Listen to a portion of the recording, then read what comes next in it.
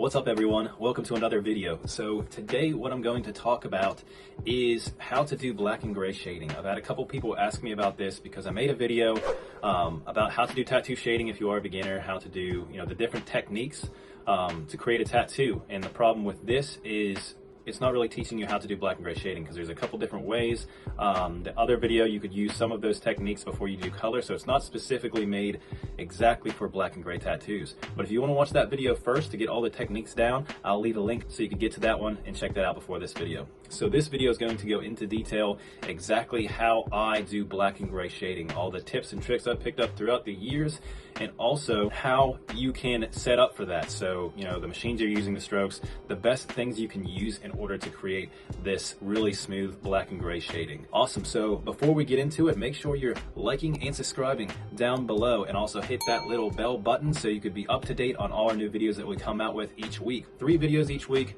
all about tattooing. So if you're getting into this industry, make sure you're following. Okay, now we can get into it. The first point we're going to talk about is how to actually do the black and gray process. So the steps that I take whenever I'm doing that is, first, I'm going to pick out the appropriate machine for being able to do this style correctly. So when you're looking for a machine to do black and gray, you want to make sure that it has some give to it. You don't want it to be like a direct drive or a hard hitting machine because it can really overwork the skin. We'll touch base on other things like that later. You also want the stroke to be short. That's another way to create really smooth shading because it's not having to go clear back, and the whole cycle's a lot less than having a short stroke machine, which helps out with that as well, and also hits a little softer, which also helps with healing and everything going on when trying to create a good black and gray tattoo. So with that being said, I really like my Injecta. I have it set up on a 3mm stroke for my black and gray, and I also have the really soft bar on there, so it has a lot of give to it.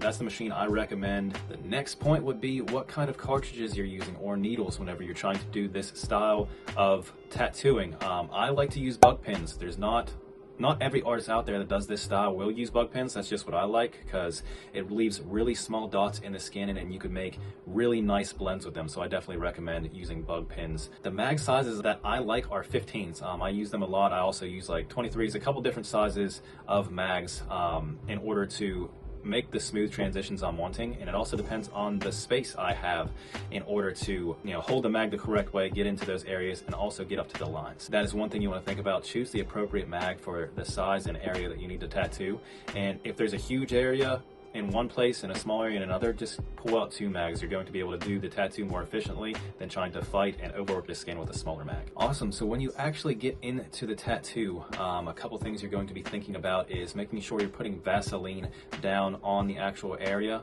before you go into it. It just calms down the skin, makes it easier for the needles to go in, and it just doesn't over traumatize the skin. It helps out with that a little bit. When it comes to the actual gray washes that you're going to use, some people will use gray wash sets. The way I learned was a drop method, so I'll use my straight black, 10 drops, 6 drops, 3 drops, and then just water. Other artists like to use actual gray wash sets, which is fine. That's just how I learned, and that's what works for me, so that's kind of what I stick with. One thing you want to think about is your cup sizes. If you're trying to copy the way I do or use the way I do my gray wash drops, you want to make sure you're using the biggest ink caps that you could get. If you try to do medium size or small size doing that, the small size, if you put 10 drops of black, that's filling up the whole way. So make sure you're using the right size ink caps as well. Another thing would be when I'm doing gray wash, another trick that I use that I like to do a lot, if I'm trying to get more of a gray tone or a silvery tone, I'm going to put 4 drops of white into my actual gray wash whenever I make it, fill it up with distilled water, then I'll put those drops in there, and it's going to give the gray wash this cooler effect. It seems to go and transform the tattoo a lot. It's just this one extra trick that I do on some of my tattoos. Okay, when you get into the tattoo, this is the motion you're going to want to get used to. This right here, it's called the pendulum motion. I also explained this in the tattoo that I did in the other video, which I linked at the beginning of the video as well. So that motion is going to be your friend. You're going to use this motion for pretty much the whole tattoo. Maybe circular motions for your packed in areas, but most of it's going to be that motion right there, and that's going to build up all the tones that you need to create a good black and gray tattoo. Another big point is start slow and be patient. It takes a long time to do a black and gray tattoo, and one thing I saw with myself when I was first starting out is I'd start out really slow, really lightly touching the skin, building up my tones, and then my mind would kind of wander and I'd just slowly catch myself picking up the pace and tattooing faster. So that's one thing you kind of want to stay mentally prepared on, making sure you're just going slow. You're not putting the needle into the skin super hard, because that's going to traumatize it and it's going to lead to healing issues with your actual tattoo. When you first start out with this style, the one thing you're going to want to be watching and thinking about is your hand pressure, your hand speed, your depth of your needle. All these things can go into the actual tattooing process of black and gray a lot. So, you know, if you're going too far into the skin and you can see that it's like super saturated first start out, you need to make a mental note of that so you could go back in and change that with your next tattoo. So this is a learning process. It's going to take a long time trying to build up all of the techniques that you need in order to make a good black and gray tattoo. And anything that you see that you catch yourself doing, you could always change those little things or make little tweaks to the way you tattoo in order for you to grow in the future. And the biggest point to creating a good black and gray tattoo would be you need to have light or gentle pressure on the actual skin. You don't want to be going in there and overworking the skin immediately, or you're going to have a super hard time being able to create a good tattoo. And another key point would be, whenever you are first starting out with black and gray, you want to make sure you're doing it on someone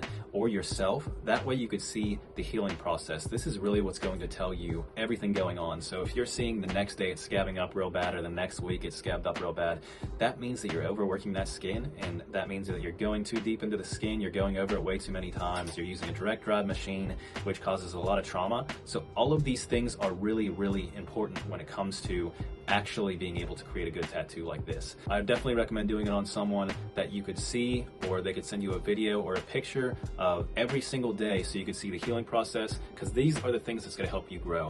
The first black and gray tattoo I did, I definitely didn't create a perfect black and gray tattoo. I had to go back into it and fix it because it scabbed up really bad, because I was used to doing traditional, and it's a completely different way of tattooing than doing like a traditional style tattoo. So with that being said, make sure you're starting out slow, starting out soft, and this will help you out a ton in your career.